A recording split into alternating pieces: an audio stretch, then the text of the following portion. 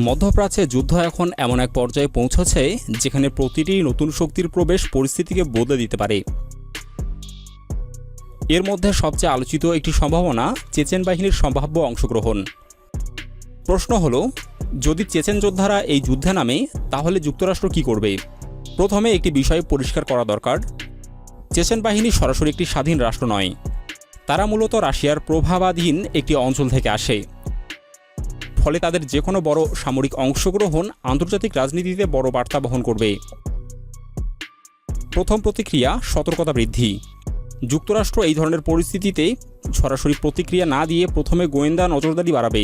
তারা বুঝতে চেষ্টা করবে চেচেন বাহিনী কোন পক্ষের হয়ে কত বড় পরিসরে এবং কী ধরনের কৌশল নিয়ে মাঠে নামছে। দ্বিতীয়ত সামরিক প্রস্তুতি। যদি এই বাহিনী বাস্তবিকভাবে যুদ্ধে যুক্ত হয় তাহলে যুক্তরাষ্ট্র তাদের মিত্রদের প্রতিরক্ষা জোরদার করতে পারে। বিশেষ করে ইসরায়েলের নিরাপত্তা আরও শক্তিশালী করা হতে পারে। তৃতীয়ত কূটনৈতিক চাপ। চেচেন ফোর্সের অংশগ্রহণ রাশিয়ার সঙ্গে সরাসরি সম্পর্ক তৈরি করতে পারে। ফলে যুক্তরাষ্ট্র আন্তর্জাতিকভাবে চাপ তৈরি করতে পারে যাতে এই ধরনের অংশগ্রহণ সীমিত রাখা যায়। চতুর্থত সংঘাতের পরিধি নিয়ন্ত্রণের চেষ্টা। যুক্তরাষ্ট্রের অন্যতম প্রধান লক্ষ্য হবে এই যুদ্ধকে একটি বড় আঞ্চলিক ও বৈশ্বিক সংঘাতে রূপ নেওয়া থেকে আটকানো, কারণ নতুন বাহিনী যুক্ত হলে সংঘাত দ্রুত বিস্তৃত হতে পারে। পঞ্চমত প্রক্সি কৌশলের ব্যবহার। যুক্তরাষ্ট্র সরাসরি চেচেন বাহিনীর মুখোমুখি না গিয়ে মিত্র দেশগুলোর মাধ্যমে পরিস্থিতি সামাল দেওয়ার চেষ্টা করতে পারে।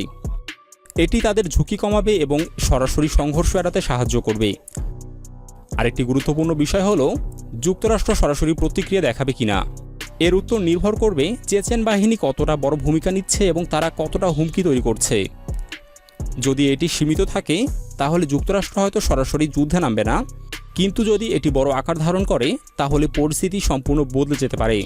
বিশেষজ্ঞদের মতে এই ধরনের পরিস্থিতি যুক্তরাষ্ট্রকে একটি কঠিন সিদ্ধান্তের সামনে দাঁড় করায়, কারণ একদিকে তারা মিত্রদের রক্ষা করতে চায়, অন্যদিকে সরাসরি বড় যুদ্ধে জড়াতে চায় না। সবশেষে বলা যায় চেচেন বাহিনীর অংশগ্রহণ শুধু একটি নতুন সামরিক শক্তির প্রবেশ নয়, বরং এটি একটি নতুন কৌশলগত সংকেত, এবং এই সংকেতের প্রতিক্রিয়ায় যুক্তরাষ্ট্রকে অত্যন্ত সতর্কভাবে পদক্ষেপ নিতে হবে, কারণ একটি ভুল সিদ্ধান্ত এই যুদ্ধকে আরও বড় এবং বিপজ্জনক সংঘাতে রূপ দিতে পারে।